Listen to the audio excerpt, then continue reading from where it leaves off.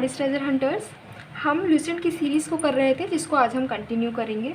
हमने अपने previous videos में एंशियंट इंडिया की जो हिस्ट्री है उसको कंप्लीट कर लिया है और आज हम मिडिवल हिस्ट्री को पढ़ेंगे। लेकिन गाइस, आपको नहीं लगता है कि हमने बहुत किंग्स, राजा महाराजा, ठीक है, उनकी सेना, कौन कौन से कहाँ पर वॉर हुए, ये सब बहुत पढ़ लिया। अब हम बोर हो चुके हैं, इसलिए आज हम थोड़ा अलग टॉपिक लेते हैं पहले। आज हम जो टॉपिक पढ़ने वाले हैं that is the religious movements in 15-16 century. थोड़ी भक्ति शक्ति कर लेते हैं, राइट। तो आज हम भक्ति मूवमेंट के बारे में पढ़ेंगे और सूफी मूवमेंट के बारे में पढ़ेंगे। राजा महाराजा को थोड़ा सा ब्रेक लगाते हुए भक्ति मूवमेंट को आज हम पढ़ते हैं, राइट। तो स्टार्ट करते हैं भक्ति मूवमेंट। थोड़ा अपनी श्रद्धा भक्ति बढ़ा, है ना। भक्ति मूवमेंट को देखते हैं। तो टाइम पीरियड यहाँ पर दे रखा है सबसे पहले। जैसे कि हम देखते हैं टाइम पीरियड हिस्ट्री में पढ़ते हैं, टाइम पीरियड को देखना पड़ता है। तो जैसे कि यहाँ पर दे रखा है कि रिलीजियस मूवमेंट्स कौन सी सेंचुरी में स्टार्ट हुए थे। तो अगर गाइस बात की जाए इसकी, तो हमारी जो रिलीजियस मूवमेंट्स है, भक्ति मूवमेंट स्टार्ट तो 7th सेंचुरी में हो गया था। लेकिन जो बहुत ज़्यादा फेमस हुआ है, जो जेनिथ पे एकदम से पहुंचा है, वो 16th सेंचुरी में जब गुरु नानक साहब आए थे, जब मीराबाई का टाइम था, उस टाइम पर रिलीजियस मूवमेंट्स, भक्ति मूवमेंट काफ़ी पॉपुलर हुआ था। लेकिन शुरुआत कब हुई थी? शुरुआत हो गई थी 7th सेंचुरी में। चलो अब देखते हैं कि भक्ति मूवमेंट क्या है। भक्ति movement was based on the doctrine that the relationship between God and man is through love and worship rather than through performing any ritual and religious ceremonies। यहाँ पर क्या बोलने की कोशिश की जा रही है, ये बता रहे हैं कि जो भक्ति मूवमेंट है, भक्ति मूवमेंट का मतलब ये नहीं है कि आप भगवान की पूजा करो, आप भगवान के लिए बहुत सारे यज्ञ करो, आप सेक्रीफाइस करो, आप खाना ही ना खाओ, आप भूखे मर जाओ बिल्कुल, आप कोई भी अपनी हैप्पीनेस को सारा त्याग दो, फैमिली को त्याग दो। ये इसका मतलब ये नहीं है कि आप भक्ति कर रहे हैं। इन्होंने क्या बोला है कि भक्ति मूवमेंट में भक्ति का मतलब बताया गया है कि भक्ति का मतलब ये है कि आपका जो रिश्ता है, आपका जो रिलेशनशिप है आपकी गॉड के साथ में, यानी कि मैन और गॉड का जो रिलेशनशिप है वो किस पर बेस्ड होना चाहिए? लव, ठीक है। आपको क्या करना है? आपको गॉड से प्यार करना है, देन आपको उनकी पूजा करनी है। पूजा का मतलब यहाँ पर ये नहीं है कि आप यज्ञ करा रहे हैं, आपने किसी की बलि दे दी, आप खाना नहीं खा रहे हो, स्टारवेशन में पहुँच चुके हो बिल्कुल, या फिर आपने सारी वर्ल्डली डिज़ायर्स, हैप्पीनेस, सारे रिलेशनशिप्स सब कुछ त्याग दिया। ऐसा नहीं है, ठीक है। इन्होंने कैसी वर्शिप बताई है वो हम आगे भी देखने ही वाले हैं कि उनकी वर्शिप कैसी है। फिलहाल तो हमें इतना ध्यान रखना है कि मैन और गॉड का रिश्ता प्यार और वर्शिप का होना चाहिए। Next is it was in south India. कहाँ से फेमस हुआ है? साउथ इंडिया से फेमस हुआ है। पहली बार जो है पॉपुलर कहाँ पर हुआ है? साउथ इंडिया में।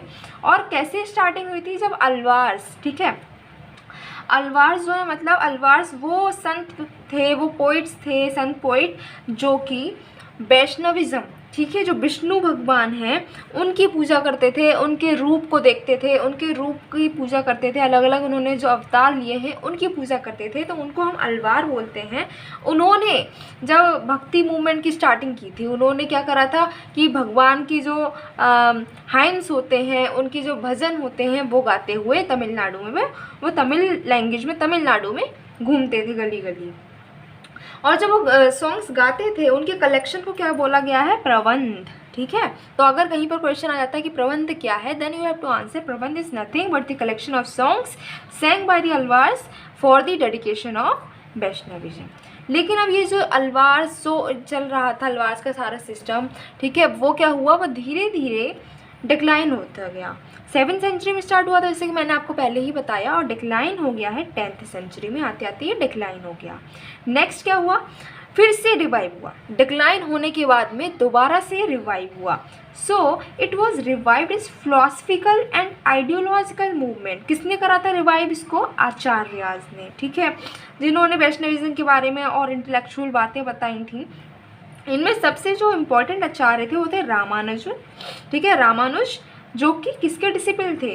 और जिनके डिसिपल थे रामानंद, ठीक है, जिन्होंने नॉर्थ इंडिया में भक्ति मूवमेंट को बढ़ाया। तो अगर क्वेश्चन आ जाता है कि भक्ति मूवमेंट को नॉर्थ इंडिया में कौन लेकर आया, क्योंकि ये ओरिजिनेट तो साउथ इंडिया में हुआ, तो नॉर्थ इंडिया में भी तो भक्ति मूवमेंट हुआ, लेकिन वो नॉर्थ इंडिया में लेकर कौन आया? तब आपको बताना है कि रामानुज जो आपके आचार्य थे उनके एक शिष्य थे जिनका नाम था रामानंद। ठीक है, तो रामानंद रिस्पॉन्सिबल है नॉर्थ इंडिया में भक्ति मूवमेंट लाने के लिए। रामानंद जो हैं वो आपके नॉर्थ इंडिया से बिलोंग करते थे, इसीलिए जो भक्ति मूवमेंट है वो नॉर्थ इंडिया में लेकर आए। ठीक, अब ये हमने भक्ति मूवमेंट के बारे में पढ़ा, लेकिन अब इसके क्या फीचर्स हैं। भक्ति मूवमेंट अगर चल रहा है, भक्ति का मतलब क्या है ये सब बताया जा रहा है, तो इसके क्या फीचर्स हैं ये हम देखते हैं। सबसे पहले इसने क्या करा था, भक्ति मूवमेंट में जो रिचुअल्स हैं, जो सेक्रीफाइसेस हैं, उनको हटा दिया।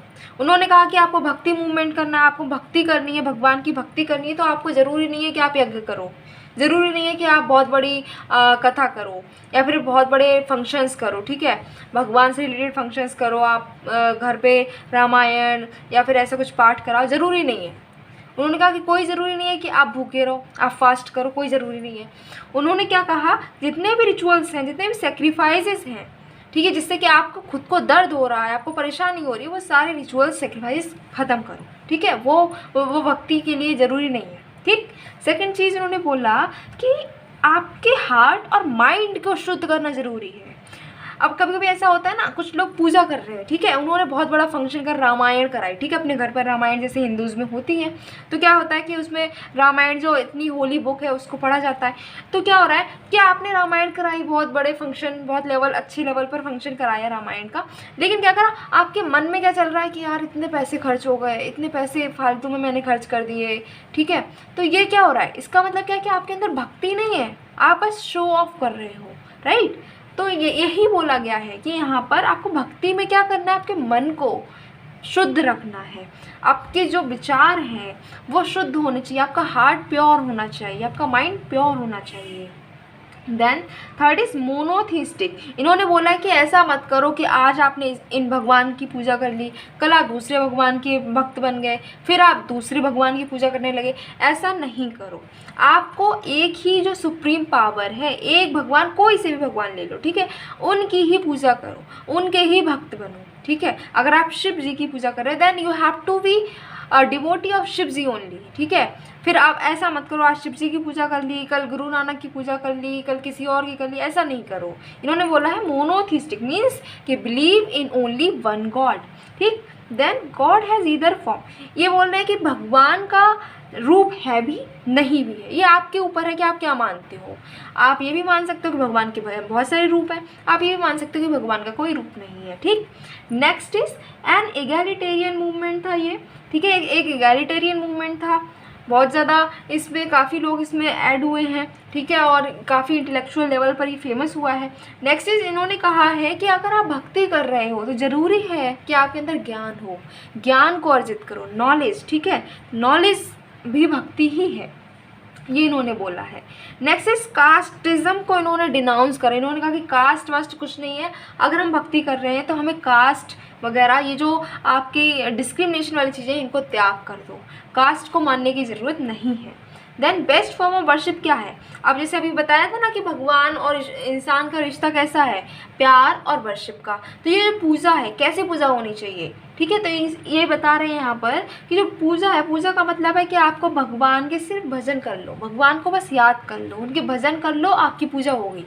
ठीक है, ज़रूरी नहीं है आप सुबह से बैठ गए शाम तक मंत्र पढ़े जा रहे हो, आप आरती गा रहे हो, आप कुछ भी यज्ञ कर रहे हो, ये कुछ ज़रूरी नहीं है। आप थोड़ी देर बैठ के भगवान को याद कर लो, उनके भजन कर लो, दैट इज़ योर पूजा। ठीक है, ये इसमें बोला गया है। फिर उन्होंने कहा कोई पंडित वंडित को बुलाने की कोई ज़रूरत नहीं है, प्रीस्टली क्लास को बुलाने की कोई ज़रूरत नहीं है, कोई ज़रूरी नहीं है कि आप ब्राह्मण को बुलाओ, उनको भोज कराओ, कोई ज़रूरी नहीं है पूजा करने के लिए। आप अपने आप से बैठो, भगवान को याद कर लो, योर पूजा इज़ डन। ठीक, फिर संत जो हैं, संत जो थे अब वो क्या कर रहे थे, पहले संस्कृत बोलते थे, किसी को समझ ही नहीं आ रहा कौन सा मंत्र बोल दिया, क्या बोल रहे हैं, कुछ सही बोल भी रहे हैं कि नहीं बोल रहे, कुछ नहीं पता, बस संत ने बोल दिया है तो सही बोला होगा, पहले ऐसा चलता था। लेकिन फिर क्या हुआ, संत ने क्या करा, जो संत जो थे भक्ति मूवमेंट वाले, उन्होंने लोकल लैंग्वेज में बोलना शुरू किया और लोकल लैंग्वेज में अपनी बातों को समझाने लगे। तो लोगों को समझ आने लगा कि हाँ ये क्या बोल रहे हैं, क्योंकि पहले वो संस्कृत बोल रहे हैं, लोग जिसको समझ नहीं आ रही वो क्या कहेगा, भगवान संत ने बोला है, संत महात्मा ने बोला तो सही बोला है, क्या बोला है कुछ पता नहीं। राइट, तो क्या हो रहा था कि अब क्या हो रहा था, लोकल लैंग्वेज में बोलने लगे थे। अब जैसे अपने यहाँ पर आज भी होता है कि कोई मंत्र बोलने तो संस्कृत में है, आधे लोगों को समझ नहीं आता क्या है, ठीक है। अब अगर वो सारे जो मंत्र पंडित जी बोल रहे हैं वो हिंदी में या फिर आपकी जो भी लैंग्वेज उसमें बोलने लगे तो हमें सब समझ में भी तो आएगा ना कि क्या बोल रहे हैं। तो यही होने लगा था, लोकल लैंग्वेज में सारे जो प्रीचिंग्स थी वो होने लगी हुई। तो ये कुछ फीचर्स है भक्ति मूवमेंट के। अब ये टेबल जो है ये बहुत इंपॉर्टेंट है, इससे क्वेश्चन बनता है। इसमें क्या बोला है, कुछ फिलॉसफी दे रखी है और उनके वो फिलॉसफी किसने दी है ये बताया गया है। पहला बोला है विशिष्ट द्वैत। विशिष्ट द्वैत जो है वो फिलॉसफी किसने दी है, तो रामानुज आचार्य ने दी है। नेक्स्ट इज द्वैताद्वैत। द्वैताद्वैत जो है वो निम्बार्काचार्य की फिलॉसफी है। And Dvaita is the philosophy of Madhavacharya.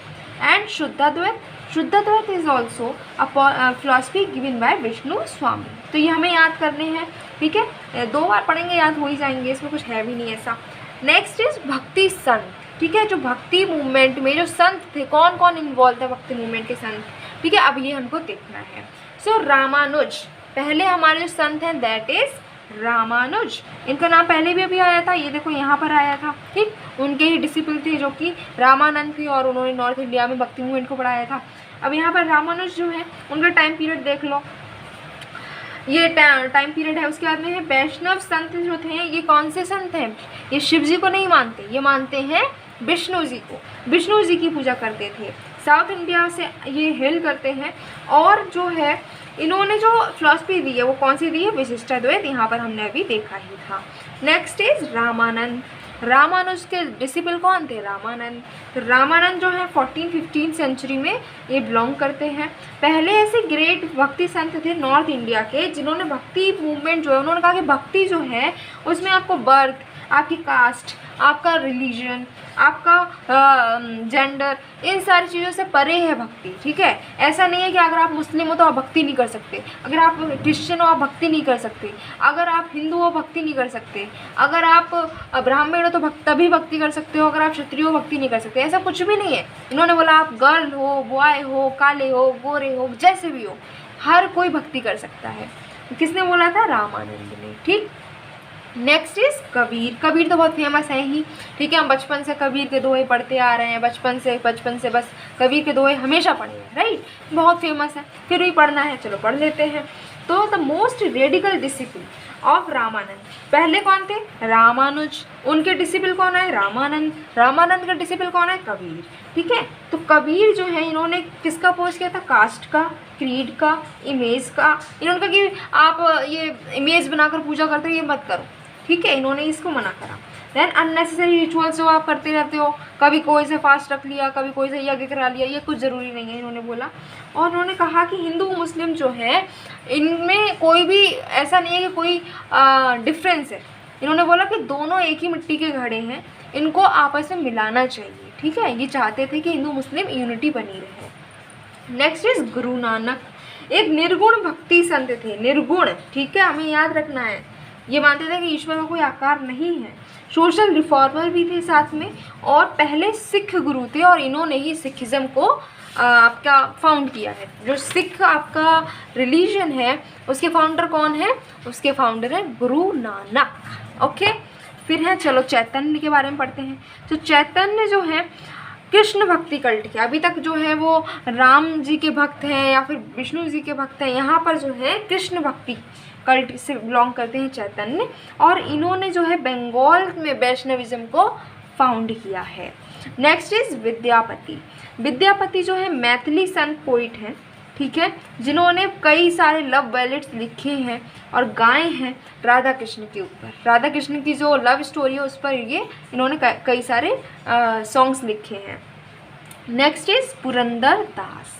Purandar दास जो है वैष्णव संत थे जिन्होंने कर्नाटक से बिलोंग करते थे, और माना जाता है जो कार्नेटिक आपका म्यूज़िक है वो इन्होंने ही दिया है।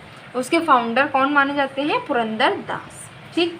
Then Mirabai. Mirabai most famous, हम सब जानते हैं, हिंदूज तो मोस्टली जानते ही होंगे, राइट। तो मीराबाई, उनकी जो इतनी सॉन्ग्स वगैरह सब इतने सारे कंपोज्ड हैं ही। तो Rathore princess of Meerut and daughter in law थी राणा संगा ऑफ मेवाड़ की, और वो इतनी बड़ी रानी थी और महारानी थी और आपकी प्रिंसेस थी, फिर भी उन्होंने सब कुछ त्याग दिया कृष्ण भक्ति में। ठीक। Next is Vallabhacharya. वल्लभाचार्य भी कृष्ण भक्ति में ही लीन थे, ठीक है, और उन्होंने पुष्टि मार्ग की जो फिलॉसफी है उसको फाउंड किया है। तो अगर पूछा जाए कि पुष्टि मार्ग की फिलॉसफी किसने की है, किसने फाउंड की है, then you have to answer Vallabhacharya. ठीक। नेक्स्ट है सूरदास। सूरदास के पद बचपन से पढ़ते आ रहे हैं, इन्हें तो हम जानते ही हैं। तो क्या थे, ये ब्लाइंड थे, आगरा से बिलोंग करते थे, लेकिन इन्होंने कृष्ण की ग्लोरी में कई सारे आपके पद गाए हैं, सॉन्ग्स गाए हैं सूर सागर में।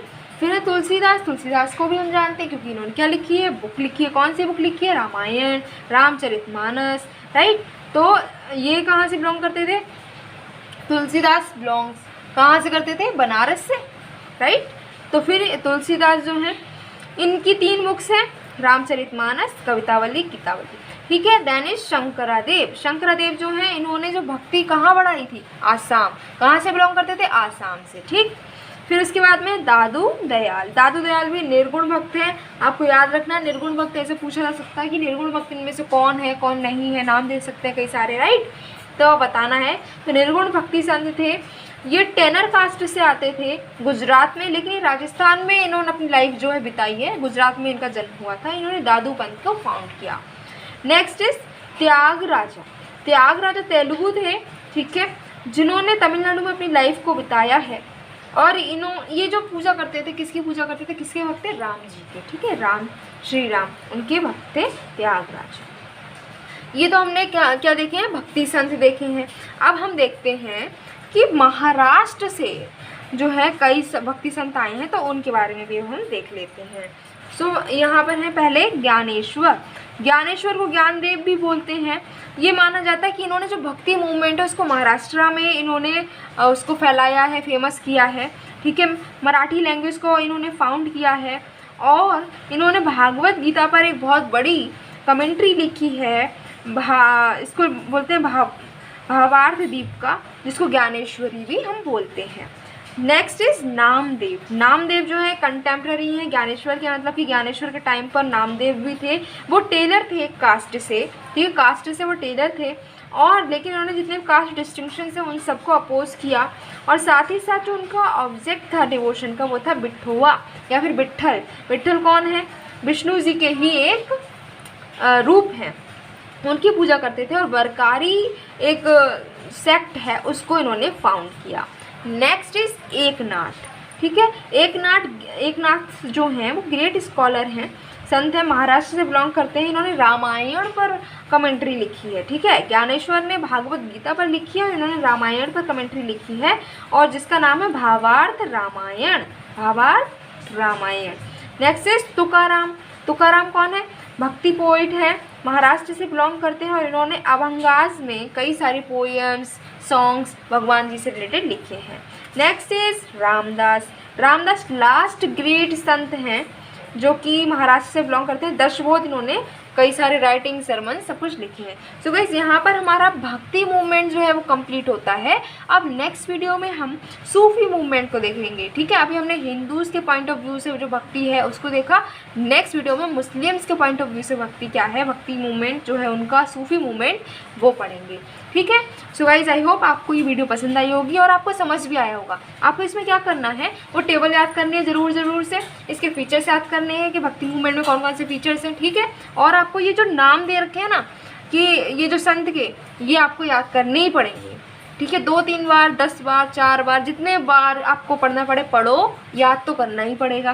टाइम पीरियड चाहे भले आप ना याद करो, लेकिन ये ज़रूर याद रखना है कि कौन से संत जो हैं वो कौन से ईश्वर की पूजा करते थे, और उनके द्वारा लिखी हुई कौन से बुक्स वगैरह हैं, ठीक है। ये आपको याद रखना है। तो ये आपका भक्ति मूवमेंट यहाँ पर कंप्लीट होता है। आई होप आपको ये वीडियो समझ में आई होगी, ठीक है। ये थोड़ा रहता है, इसमें काफ़ी फैक्ट रहते हैं, इतने सारे नाम वगैरह याद करने होते हैं, तो आपको समझ में आया होगा। अगर आपको समझ में आया है then do like this video, ठीक है। आपको सब्सक्राइब करना है, लाइक करना है, और शेयर भी कर देना अपने फ्रेंड्स के साथ में, ठीक है। तो हम नेक्स्ट वीडियो में मिलते हैं जिसमें हम सूफी मूवमेंट को पढ़ेंगे। Till then keep your knowledge treasure hunting on.